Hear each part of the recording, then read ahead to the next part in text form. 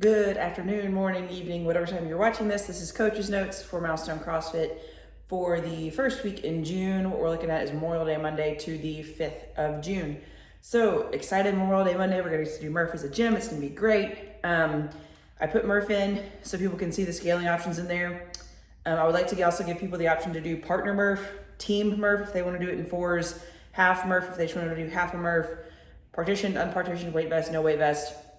People may choose. The only thing is I would like to see no bands being used for pull-ups. Not because bands aren't gonna help you get pull-ups or bands aren't good for this workout, but because it takes up space. And then people either have to use the rig to climb on to get up one side, or they've got to put a bench behind them, or they're putting the bands across the whole rig space, so they're the only ones that can use that space, especially if we have a lot of people. So I'd rather see them do jumping pull-ups, or ring rows, or maybe some other pulling version like bent over rows that we could throw in there, just to give everybody space and we're not completely taking away one part of a rig or rack just for bands. Push-ups, let them do box push-up, knee push-ups, whatever they want. If people want to wear a weight vest for the run, take it off for the rest. Everything's up to them. We're just going to have fun. Probably going to put a time cap of 80 minutes on there, maybe 90, give them an hour and a half. Just so that they're not there for like 3 or 4 hours trying to do Murph. So programming, where is it going? So we just finished a snatch and back squat cycle. So that was technique based and strength based. So now we're gonna do a press cycle and a deadlift cycle. Both of those are more strength based options than technique. There is a lot of technique that goes into both of them that will help you lift, but these are both gonna be more strength focused. So there will be more of what the back squat was like, higher reps, more sets than what the snatch was with more technique, lower weight.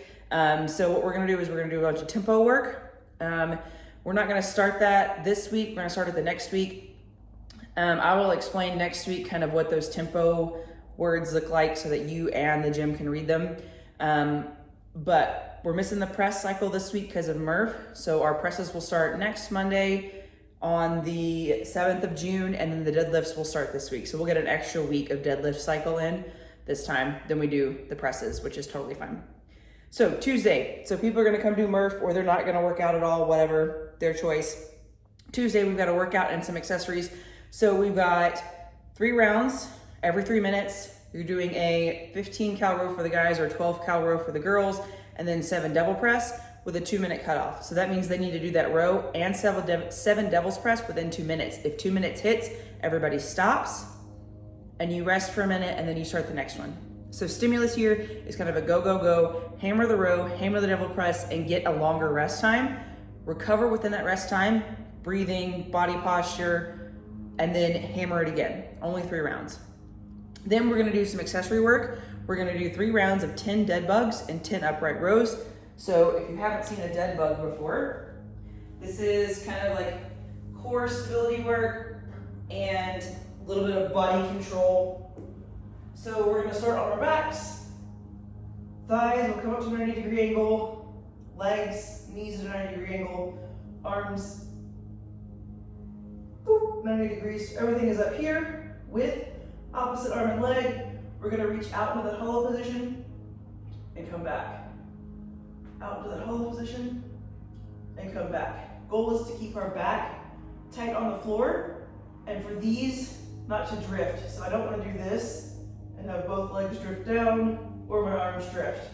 So I'm here where this stays straight and this stays straight, come back, and then again here, this stays straight and this stays straight as these come back. Nice and hollow. Then we're gonna do 10 upright rows. Since they already have dumbbells out, they can do this with the dumbbells, or if they want to grab a barbell and do upright rows, they can. All we're looking for is that nice pull straight up to about the collarbone. And if you're pulling higher, you might get some trap activation that we don't want. So like just above, just below the collarbone. Nice and pulls here. There is no weight prescribed for the workout with the devil's press. So they can choose their weight. If they want to say they did an RX and used 5-pound weights, that's fine. This week, with last week being a test week, this week being Murph and a test week, not forcing weights on anybody this week. So they can choose what weight they want to use. It will be double arm, double press, so that burpee into that double dumbbell snatch. And again, they can pick what they want. That's Tuesday. Wednesday, we've got a chipper. I think I've said this last time. Wednesdays are not going to be an easy day, but they're going to be a less high skill, less high weight day. So we're kind of giving that as a plug-in day as sweat, core, cardio kind of workout, instead of hammering heavy weights every day or hammering high skills or hammering super high intensity every day. So this will be kind of that sweat check day, as I like to call it. So it's a chipper. It goes 100 down to 10 by 10s with a bunch of different movements. We've got kettlebell swings, sit-ups, farmer carry, flutter kick, mountain climber, V-ups, or suitcase sit-ups as you call them, burpees, Russian twists, calorie row, and side hip taps. So the only two that are weird are going to be the Russian twists. So that's going to be 20 Russian twists, but per side. So 1, 1, 2, 2, 3, 3, up to 20. And then the side hip taps will be in a plank. It can be on your elbow or on your hand, however you want. Elbow is obviously easier because your hips are closer to the floor. You're gonna come up into that plank position, touch your hip down, then come back up. And they're gonna do that 10 times each side. This is a lot of core work in this one, as you can tell. Ooh, there's a wasp in here. And a lot of cardio and a lot of core. That'll be Wednesday. They are allowed to pick their weights again for that. They want to make it super challenging and go like 45-pound Russian twists and do 70-pound kettlebell swings. That's fine. It's up to them. Kettlebell swings can be Russian or American. I don't care either way. Just getting that nice hinge pattern in there. All right, Thursday, start of our new deadlift cycle. We're going to find a 1 rep max deadlift. You're going to have 20 minutes. Try to keep them to those 20 minutes. Sorry, it's really freaking me out. There's a wasp in here. Try to keep them to the 20 minutes, get them warm, use the warm up, and then, sorry guys, get them warm, use the warm up, and then have them do sets, probably on every 1 minute and 30 seconds or 2 minutes to work up. Try not to let them rest 3 to 4 minutes between sets. Give them a like 1.5 to 2 minute rest in between sets and try to find that 1 rep max deadlift. Workout for that day is gonna be a partner WOD. This is gonna be a Thursday week partner WOD. It is gonna be a 10-minute AMRAP of 30 double unders and 14 power snatch, 60 double unders and 14 power snatches. They can split that round for round. So if they wanna do 60 and 14 themselves, have their partner do 16 and 14, that's okay. If they wanna do 30 and 7, 30 and 37 and 7, that's also fine. That one does have a power snatch weight. That's the only weight this week that's the only workout this week that has a weight that is suggested. Obviously singles do 1-to-1 this time, and power snatches, you can just decrease the weight if they feel like it. Friday, individual WOD called crunch. So we have 4 rounds for time. You're doing 10 front squats, 500-meter row, 10 clean and jerks, 500-meter row. The caveat for this workout is you must be able to do 10 unbroken front squats and 10 unbroken clean and jerks at the weight you choose. Totally up to them. So if they choose 125, they choose 155, if they choose 65 pounds, whatever they choose, they must be able to do 10 unbroken front squats and 10 unbroken clean and jerks every single round. So for this, it's a very heavily lifting focused workout where we're looking for good barbell cycling and a high rep cycle, because 10 is pretty high rep. And then a 500-meter row in between is kind of that recovery pace. So they can still hammer the row hard, they can still move fast, but they should use it to bring their breathing rate down, kind of lengthen out their muscles as they're rowing, kind of give the legs a break after the front squats. So maybe pull a little more with your arms, give the arms a break after the clean and jerks, push a little more with your legs, kind of use that 500 meters as a little bit of a recovery section to be able to do 10 unbroken front squats and then 10 unbroken clean and jerks every single round at the same weight, and it will be from the floor. So what it would look like is if I had a bar, say I load my bar to 85 pounds, I would clean it, I would do 10 front squats, and I put the bar back down. I go and row, I come back to that 85-pound barbell, I do 10 clean and jerks where they're unbroken. Now, unbroken clean and jerks. Ideally, your hands would never leave the bar. So I get that clean in my front rack, I jerk it overhead, I bring it back down to the floor, and I never let go. Some people don't like re-racking or bringing the bar back down to the floor. If they want to drop it, that is fine, but they have exactly 1 second to pick the bar back up. There is no rest in between the clean and jerks. If I drop it from overhead, my hand should be following it down. It should bounce once or twice, and I should be picking it back up. Ideally, we want to cycle it, so we're going here, back down to the shoulders, back down to the ground, or from overhead, we're just coming back down the body. So what that would look like. Obviously 10 unbroken front squats, pretty self-explanatory. Bar stays in the front rack position and I keep squatting. If I want to do 10 unbroken clean and jerks, ideally from overhead, bar comes back to my shoulders, back down to that clean position, and I clean it again. Or, if I don't want to bring it back down to my shoulders, I bring it back down to the ground.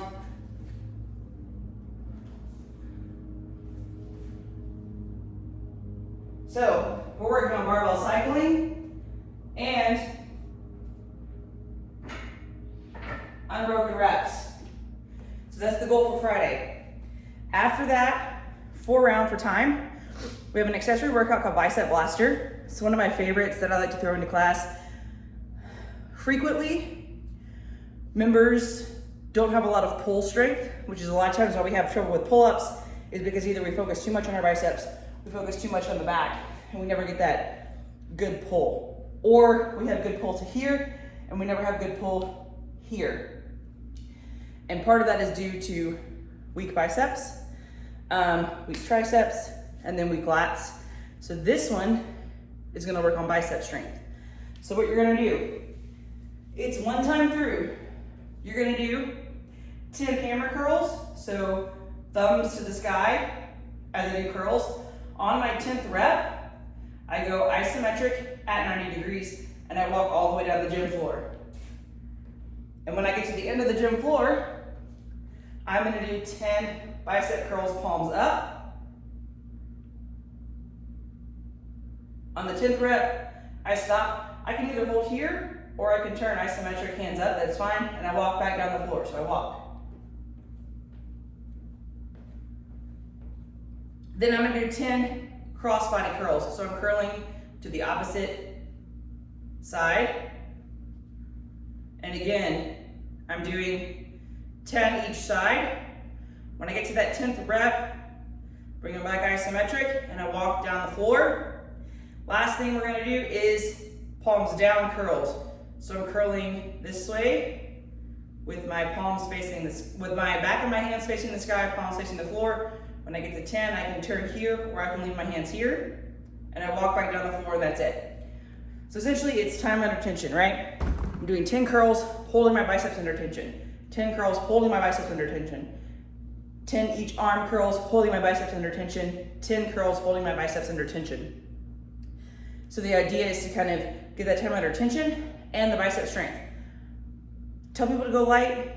I've done this one before with 15 pounds and it's hard. I've done it with 20 pounds and I messed it up. I haven't done it in a while though, so I would say guys somewhere between 15 and 25 pounds, girls somewhere between 5 to 15 pounds. Some people might be able to do 20s. It's that time under tension that gets you. And ideally we do this as one big set and we don't stop in the middle. So I don't want people to do 9 curls, stand here, do my 10th curl and go. It should be 10 smooth, consistent curls, walk. Straight into 10 curls and walk. Straight into 10 curls and walk. Just one big giant set. Should probably take 2 minutes maybe. And then Saturday. I'm not sure who's coaching Saturday. I have a workout programmed. I would love for y'all to do it if you want. If you're the coach that's coaching Saturday and you want to program something else, please contact me so we can make sure that we're not doubling up on any sort of movement or rep scheme that might throw people off for the press cycle test day on the 7th.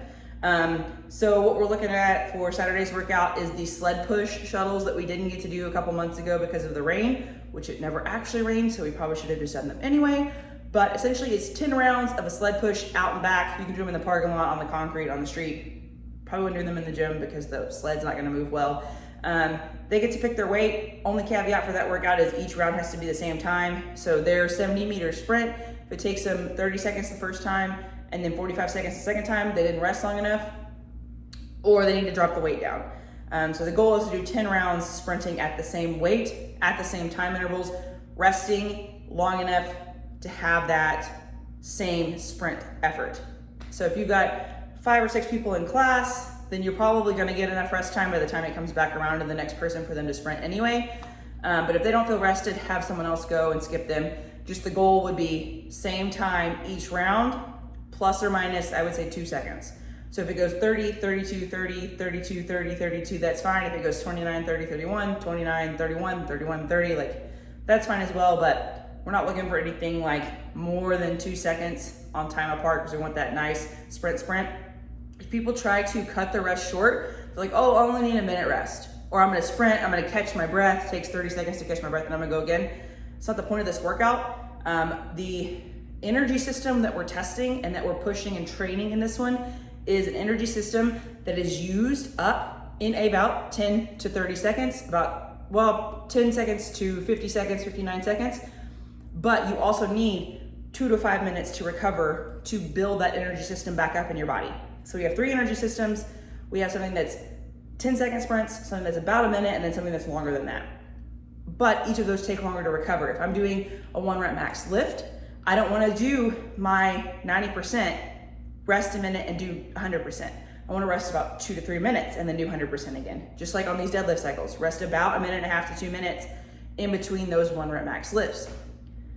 For the longer aerobic system, somebody say that's maybe minute plus, maybe 5 minutes, 10 minutes, 20 minutes, that energy system doesn't take long to recover at all. So you might be able to do a 20-minute workout, rest a minute, and do another 20-minute workout. And in that same energy system at that same speed, be okay. But we're testing those shorter energy systems. We're looking somewhere around 30 seconds per sprint. So we want to go about 4 times that in the rest. So we're looking at about a 2-minute rest, but with everybody using one sled and people needing to hit the same time each round, we're probably looking at more of a 3 to 5 minute rest. If that's too much, that's fine. If they're resting 1 minute and hitting the same sprint times each time, that's fine. That means that they're recovering, but not everybody's gonna be able to recover like that. So this workout, if we don't do it this Saturday, it's gonna be thrown in next week anyway, so just go ahead and give you all the information.